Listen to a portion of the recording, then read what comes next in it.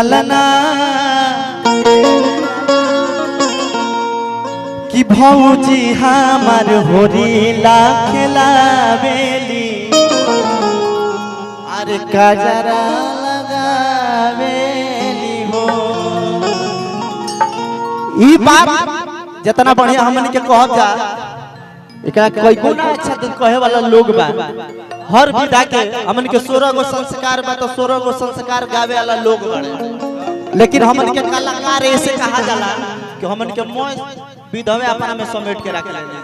यही सब हमन के कलाकार का जो कहल मोटरी बात। हां पंकज भाई कि हमारा पंचानन भैया के मुना भइले अंगूठी के न गीना भइले अंगूठी के न गीना भइले हो।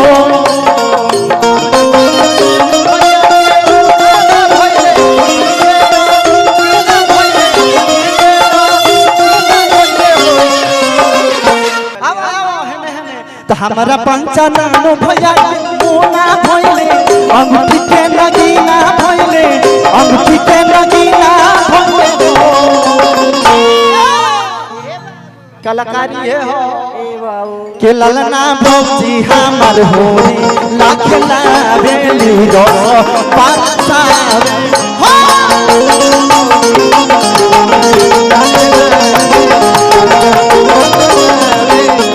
भौजी हमार होरी लाखला बेली रो पासावे हो।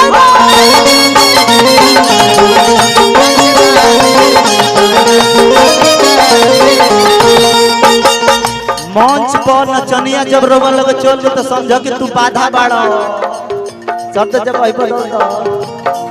हमारा पंचानन भैया के मुना भइले अंगूठी के नगीना भइले अंगूठी के नगीना भइले हो।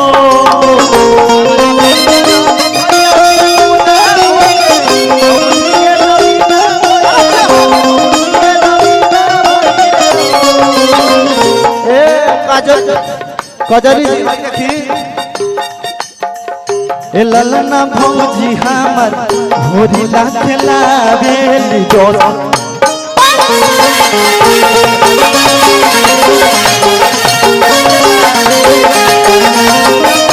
ए ललना भौजी हमार होरी लाखला बेली काजरा लगावे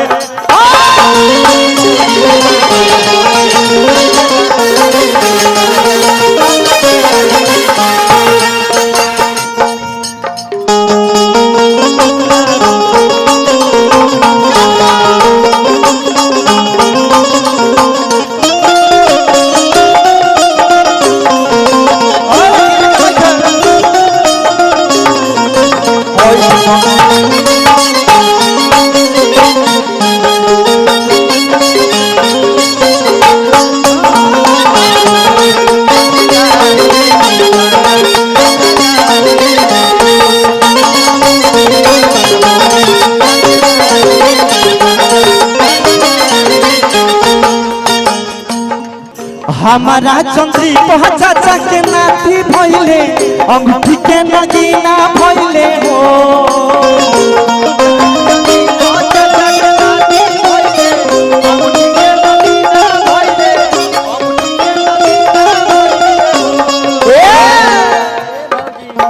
इनका से लड़ावला से कोनो फायदा बा?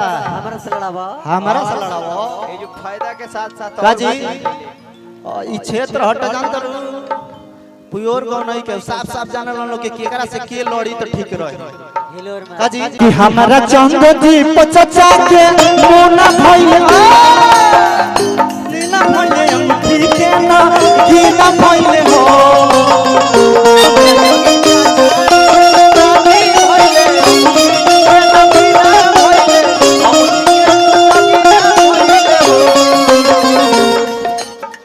Mister Arif motor star Arif motor से रसरा के धरती से पुरस्कार मिला अस्ताब अली जी के तरफ से बहुत बहुत प्रणाम करता नहीं। हमारा चंदन जी चाचा के नहीं भइले अंगूठी के नगीना भइले अंगूठी के नगीना भइले हो।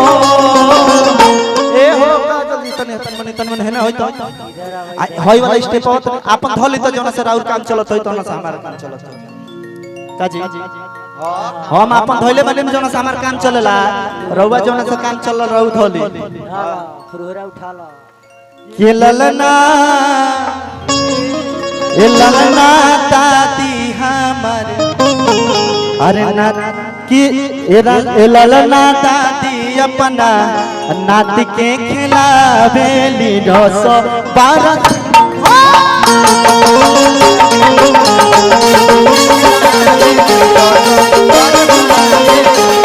ललना दादी अपना नाती खिलावेली 912 सावे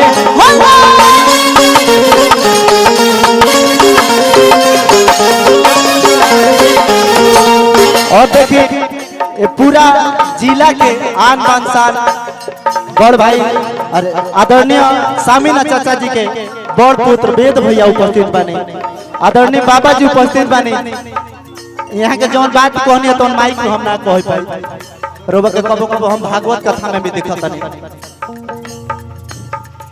ए ललना दादी जी ललना दादी जी नाती खिलावेली 912